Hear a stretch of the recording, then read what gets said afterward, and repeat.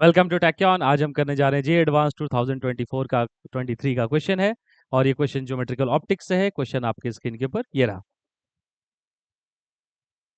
Question है a plane polarised blue light ray is incident on a prism such that there is no reflection from the surface of the prism. Full stop. The angle of deviation of the emergent ray is del equal to 60 degree. The angle of minimum deviation for red light from the same prism is minimum 30 degree. The refractive index of the prism material for blue light is √3. Which of the following statements are correct? है ना? तो चार options दिए हुए, the blue light is polarised in the plane of incidence. और बीच तीन option से चलिए एक एक करके चारों ऑप्शंस को चेक करते हैं। Let's try to find out the answer, है ना? तो देखो हो क्या रहा है इसमें। एक्चुअली में पूछा गया है, first of all first question is the blue light is polarised in the plane of incidence. अब ध्यान से देखो तो इसमें क्या दिया हुआ है, दो प्रिज्म दिए हुए हैं, दो प्रिज्म बनाया हुआ है। एक प्रिज्म में कैसी लाइट गिराई जा रही है, दो प्रिज्म ने एक ही प्रिज्म है टेक्निकली। अ प्लेन पोलराइज्ड ब्लू लाइट, ये एक प्रिज्म है ना, ये भी प्रिज्म, प्रिज्म एक ही है। एक बार इस पे क्या गिराया जा रहा है, ब्लू लाइट, ब्लू लाइट, और एक बार इस पे क्या गिराया जा रहा है, रेड लाइट। एक बार इस पे रेड लाइट गिराई जा रही है, एक बार इस पे ब्लू लाइट गिराई जा रही है। तो ध्यान से देखो तो ब्लू लाइट के बारे में बोला गया plane polarised blue light such that there is no reflection from the surface of the prism. आपको अगर पोलराइजेशन का कॉन्सेप्ट पता होगा तो आपको ये बात पता होना चाहिए कि ब्रूस्टर एंगल क्या होता है। देखो नो पोलराइजेशन का क्या मतलब है, यहाँ पे देखो कहना यहाँ ये चाहता है कि ब्लू लाइट जब हम किसी एंगल पे गिराते हैं ना तो कोई रिफ्लेक्टेड लाइट ही नहीं आती है। और क्यों नहीं आती वो मैं बताता हूँ, देखो ध्यान से। सर एसी ऑन कर दीजिए। हम्म तो वो इसलिए नहीं आती क्योंकि ब्रूस्टर एंगल क्या कहता है, मतलब ये इसलिए नहीं आती क्योंकि एक्चुअली में क्या हुआ होगा, वो जो लाइट है ना वो पहले से पोलराइज्ड रही होगी, वो पहले से पोलराइज्ड रही होगी। कैसे, मैं बताता हूँ, देखो लेट्स अंडरस्टैंड ब्रूस्टर लॉ। कहता है क्या है ब्रूस्टर, कि कोई अगर अनपोलराइज्ड लाइट, इसको बोलते हैं अनपोलराइज्ड लाइट, इंसिडेंट होती है किसी सरफेस पे, तो अगर वो अनपोलराइज्ड लाइट किसी एंगल ब्रूस्टर एंगल पे इंसिडेंट हो तो ये जो रिफ्लेक्टेड लाइट होती है ना ये पोलराइज्ड हो जाती है perpendicular to the plane, perpendicular to the plane. मैंने क्या कहा, देखो एक अनपोलराइज्ड लाइट गिरी तो बोलता है अगर ब्रूस्टर एंगल पे अनपोलराइज्ड लाइट गिरेगी तो इधर पोलराइज्ड हो जाता है light perpendicular to the plane. देखो डॉट मतलब परपेंडिकुलर टू दी प्लेन। तो सर इसका यहाँ पे क्या रेलिवेंस है, ध्यान से देखो। इसका यहाँ पे ये रेलिवेंस है कि इस डायरेक्शन में हमेशा कौन सा चीज, ये वाली चीज जाएगी, है ना। ये 100% ब्रूस्टर में होगा। अब एक बात ध्यान से देखो तो यहाँ पे हुआ क्या, बोला क्या कि यहाँ पे कुछ रिफ्लेक्ट ही नहीं हुआ। तो रिफ्लेक्ट कौन सा लाइट होता है, जो पोलराइज्ड होती है परपेंडिकुलर टू द प्लेन। अगर इस ब्लू लाइट अगर रिफ्लेक्ट नहीं हुआ, इसका मतलब ये रहा होगा कि ब्लू लाइट जो है ना ये ऐसे गिरी हो। अब ध्यान से देखो तो इसमें कोई परपेंडिकुलर कंपोनेंट ही नहीं है। तो ध्यान से देखो, अगर लाइट ऐसी गिरी हो, अगर लाइट की पोलराइजेशन अगर इन दी प्लेन हो तो क्या होगा, इसमें कोई परपेंडिकुलर पार्ट ही नहीं है। तो परपेंडिकुलर पार्ट ही नहीं है, इसी कारण से रिफ्लेक्टेड लाइट जीरो हो गई होगी। ठीक है, और ये पोलराइजेशन कैसा है देखो तो लिखा वहां पर, प्लेन पोलराइज्ड ब्लू लाइट। देखो तो ब्लू लाइट पोलराइज्ड है इन दी प्लेन ना, देखो तो प्लेन में है उसका ऑसिलेशन। ये पोलराइज्ड ब्लू लाइट जो है इसकी ऑसिलेशन किस में, प्लेन में है। इस पोलराइज्ड ब्लू लाइट की oscillation perpendicular to the plane नहीं है।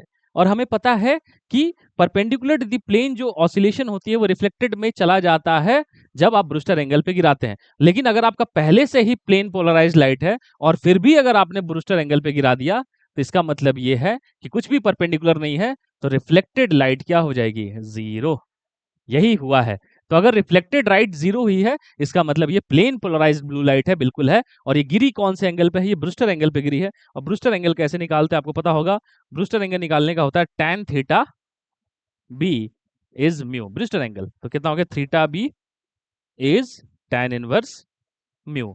और ये म्यू क्या है, refractive index of the prism for blue light. देखो refractive index of the prism for blue light कितना, देखो क्या दिया हुआ यहाँ देखो, the refractive index of the prism for blue light is √3। आपको ये बात पता होनी चाहिए कि रिफ्रैक्टिव इंडेक्स जो होती है बेटा, ये नेचर ऑफ द लाइट पे भी डिपेंड करता है, वेवलेंथ पे भी डिपेंड करता है।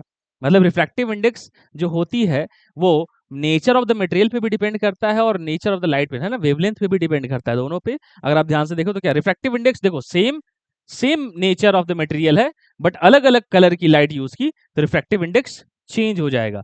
रिफ्रैक्टिव इंडेक्स कौन सा फॉर्मूला, कॉचीज रिलेशन आप जानते होंगे, ए प्लस बी बाई लेमडा करके, है ना। देखो तो वेवलेंथ के साथ रिफ्रैक्टिव इंडेक्स चेंज होता है, मटेरियल सेम है, बट हमने क्या किया, एक बार ब्लू लाइट यूज किया तो रिफ्रैक्टिव इंडेक्स √3 है। तो बोलता है कि एक तो क्वेश्चन भी पूछा है कि what is refractive index of the prism for red light, तो म्यू आर पूछा है, म्यू बी दिया हुआ है ना। और हमें ब्रूस्टर एंगल, मैंने ब्लू लाइट कौन से वाले प्रिज्म पे गिराया था, इस वाले पे, तो क्या यहाँ लिखेंगे tan इनवर्स म्यू बी, मतलब refractive index of the prism for blue light, तो कितना हो गया tan इनवर्स म्यू भी कितना दिया हुआ है √3, मतलब 60 डिग्री। मतलब ब्रूस्टर एंगल क्या है, 60 डिग्री। अच्छा, ब्रूस्टर एंगल ही तो एंगल ऑफ इंसिडेंस है, तो ब्रूस्टर एंगल ही अपना एंगल ऑफ इंसिडेंस हो जाएगा। तो चलो हम लोग एक एक करके बात को समझते हैं। फर्स्ट ऑफ ऑल देखो ये क्या दिया, blue light is polarised in the plane of incidence. Yes, the blue light is polarised in the plane of incidence, that's why it is not getting reflected because the reflected light has perpendicular polarisation, है ना, इसलिए वो plane polarise रही होगी। That's A option is correct.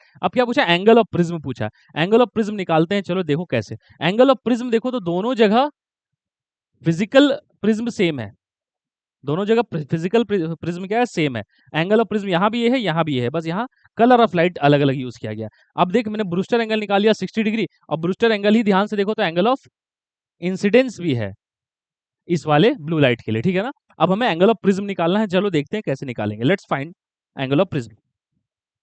इसको हटाते हैं, देखो, हाँ, एंगल ऑफ प्रिज्म कैसे निकालेंगे। अगर आप ध्यान से देखेंगे तो देखो तो पहले ब्लू लाइट के लिए डेविएशन कितना दिया हुआ है, डेविएशन फॉर ब्लू लाइट दिया हुआ है 60 डिग्री, और डेविएशन का फॉर्मूला क्या होता है, आई प्लस ई माइनस ए। अच्छा, तो डेविएशन कितना दिया हुआ है, 60 डिग्री दी हुई है। अच्छा, आई ही तो ब्रूस्टर एंगल है, ब्रूस्टर एंगल कितना है, 60 degree plus E minus A, तो देखो 60 60 कट गया, मतलब E equal to A, E equal to A. अच्छा, ई किसको बोलते हैं बेटा, देखो ये लाइट घुसी ना ऐसे, तो इसको बोलते हैं R1, इसको बोलते हैं आई, इसको बोलते हैं R2, और इसको बोलते हैं ई, और इसको बोलते हैं डेविएशन। ये वाली चीज जो है ये क्या है, डेविएशन, जो दिया हुआ था 30 डिग्री, है ना, तो वो ई बोलते हैं। अच्छा ध्यान से देखो तो ई इक्वल टू ए हो गया, तो मतलब मुझे कुछ कुछ समझ में आ रहा है कि इसको कैसे करना है। देखो क्या है, अब इसको हटाओ, देखो क्या है, अब मुझे समझ में आ रहा है कि ई इक्वल टू ए हो गया। अब मुझे ए निकालना है, ए कैसे निकालेंगे, चलो ये देखते हैं। हाँ, अच्छा, ए इक्वल टू हमें ये भी पता है कि क्या होता है, R1 प्लस R2, तो R2 क्या होगा, ए माइनस R1। अच्छा R1, अच्छा ए माइनस R1, अच्छा R1 हमें नहीं पता ना, R1 निकाल सकते हैं, चलो पहले R1 निकाल लेते हैं। R1 कैसे निकालेंगे, refraction from the first surface, refraction from the first surface क्या होगा, देखो sine i is equal to mu sine R1, refraction from the first surface क्या लिखेंगे, साइन आई, आई कितना है 60, म्यू कितना है √3 साइन R1, तो कितना हो जाएगा √3/2 √3 साइन R1, √3 कट गया, तो R1 कितना हो जाएगा, देखो तो साइन R1 की वैल्यू हो गई हाफ, तो R1 की वैल्यू 30 डिग्री। अरे वाह, R1 की वैल्यू आ गई 30 डिग्री, R1 की वैल्यू है 30 डिग्री, ठीक है ना। तो R2 की वैल्यू कितनी हो जाएगी, ए माइनस 30 डिग्री, R2 की वैल्यू हो जाएगी ए माइनस 30 डिग्री, ठीक है। आप समझ रहे इस बात को। अब देखो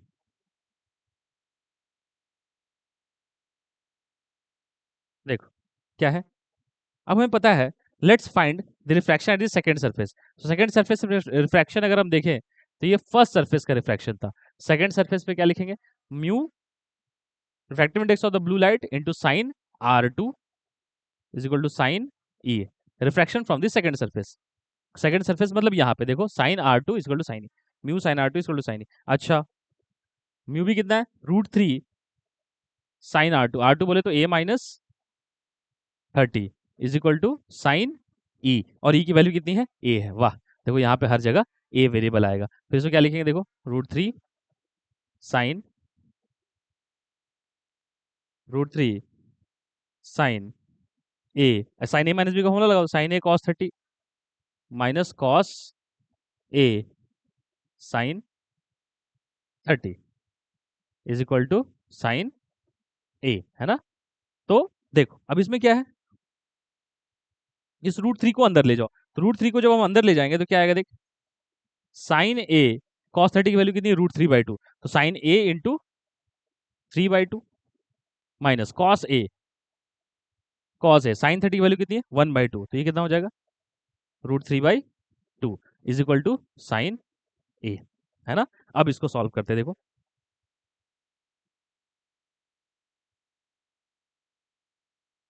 क्या है, देखो तो क्या है, साइन ए दोनों तरफ क्या ले लो, ये ले लो, डिवीजन कर दो,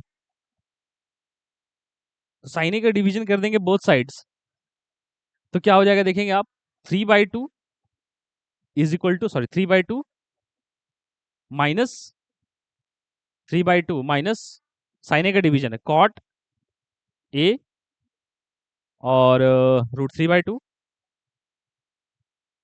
इज इक्वल टू 1, है ना। तो देखिए कितना आएगा ये,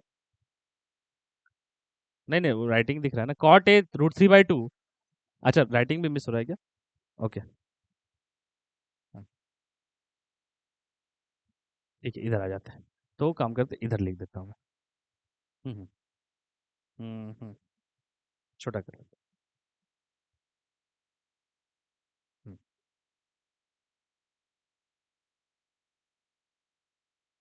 हम्म, ठीक है, तो देखो क्या है, ये वाली एक्सप्रेशन है, तो साइन ए का डिवीजन कर दो बोथ साइड, तो क्या हो जाएगा, इधर हो जाएगा अपना, हाँ इधर हो जाएगा साइन ए का डिवीजन, तो इधर आएगा 3/2 minus cot A √3/2 is equal to 1। इसको जब आप सॉल्व करेंगे तो आपको आता हुआ नजर आएगा, कॉट ए √3/2, 3/2 माइनस 1/2 मतलब क्या होगा 1/2, तो cot A is equal to 1/√3, मतलब A is equal to 60 degree, अरे tan ए इक्वल टू √3 हो जाएगा ना, तो A is equal to 60 degree, मतलब एंगल ऑफ प्रिज्म कितना है 60 डिग्री। सो उसके लिए कुछ करना नहीं था, आपको ये इक्वेशन सॉल्व करना था, बाकी सब कैलकुलेशन है, आपको देख सकते हैं कि इस इक्वेशन को सॉल्व करेंगे तो आपको एंगल ऑफ प्रिज्म आता हुआ नजर आएगा 60 डिग्री, बट ऑप्शन में दिया हुआ है 45 डिग्री, जो कि गलत ऑप्शन है, तो फर्स्ट ऑप्शन करेक्ट है, सेकंड ऑप्शन इनकरेक्ट है। अब पूछा है क्या तुमसे, अब ध्यान से देखो, तो angle of refraction for blue light in air at the exit plane, मतलब ये, जैसे कि अगर आप ध्यान से देखें, हाँ जैसे कि देखो,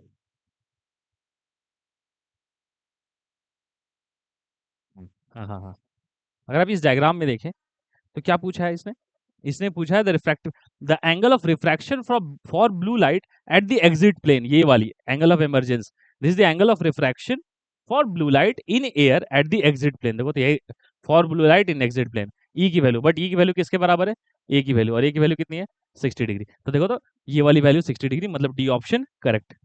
तो ठीक है, the angle of refraction for blue light in air at the exit plane is 60 degree because it is equal to exactly equal to angle of prism, तो सही है ऑप्शन। बच गया कौन सा, refractive index of the material of the prism for red light, तो red light का अब मुझे क्या निकालना है, रिफ्रैक्टिव इंडेक्स निकालना है, तो रिफ्रैक्टिव इंडेक्स का फॉर्मूला हमें पता है, हमें रेड लाइट के लिए क्या दे दिया है, रेड लाइट का अगर आप ध्यान से देखें तो रेड लाइट के लिए उसने मिनिमम डेविएशन दिया हुआ है, minimum deviation of red light कितना दिया हुआ है 30 डिग्री, रेड लाइट का मिनिमम डेविएशन 30 डिग्री दिया हुआ है, और पूछा क्या है, refractive index of the red light, है ना। तो ध्यान से देखो तो क्या होता है, मिनिमम डेविएशन के साथ formula sine A plus del minimum by 2 divided by sine A by 2, तो देखो तो ये कितना आएगा, साइन ए प्लस, है ना, ए की जगह कितना है, ए की वैल्यू 60, तो ए की वैल्यू है 60, और डेल मिनिमम कितना है, डेल मिनिमम है 30/2 डिवाइडेड बाई साइन, कितना ए की वैल्यू 60, तो 60/2, तो कितना हो जाएगा साइन 90/2, मतलब साइन 45 डिग्री, और साइन 60/2 मतलब साइन 30 डिग्री, है ना। तो साइन 45 डिग्री कितना होता है बेटा, 1/√3, √2 और साइन 30 कितना होता है 1/2, तो √2 और 2 तो कितना आ जाएगा √2। तो refractive index of the red colour is coming to be √2, है ना। तो refractive index of the red colour is √2 and that option is correct. तो हमें दिख रहा है कि ए ऑप्शन, सी ऑप्शन और डी ऑप्शन ये तीनों करेक्ट है और बी ऑप्शन इनकरेक्ट है। ठीक है ना। आई होप ये बात आपको समझ में आएगी। थोड़ा लेंदी था और one of the most difficult question था इस पूरे ईयर में। ठीक है, आप इसको अच्छे से समझें, देखें और मिलते हैं नेक्स्ट एपिसोड में। Till then take care, bye.